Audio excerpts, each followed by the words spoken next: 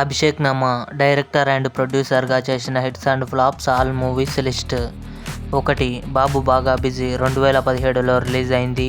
ఈ సినిమాకు ప్రొడ్యూసర్గా చేశారు. ఈ సినిమా ఫ్లాప్ అయింది.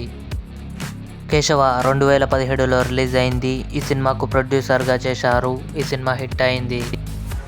సాక్ష్యం 2018లో రిలీజ్ అయింది. ఈ సినిమాకు ప్రొడ్యూసర్గా చేశారు. ఈ సినిమా ఫ్లాప్ అయింది. గూఢచారి 2018లో రిలీజ్ అయింది. ఈ సినిమాకు ప్రొడ్యూసర్గా చేశారు. ఈ సినిమా బ్లాక్ బస్టర్ హిట్ అయింది.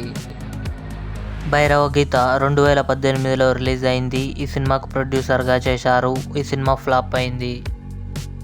రావణాసుర 2023లో రిలీజ్ అయింది. ఈ సినిమాకు ప్రొడ్యూసర్గా చేశారు. ఈ సినిమా ఫ్లాప్ అయింది. డెవిల్ ఈ సినిమా ఈరోజే రిలీజ్ అయింది. ఈ సినిమాలో కళ్యాణ్ రామ్, సంయుక్త మీనన్ కలిసి నటించారు. ఈ సినిమాకు అభిషేక్ నామా డైరెక్టర్గా చేశారు.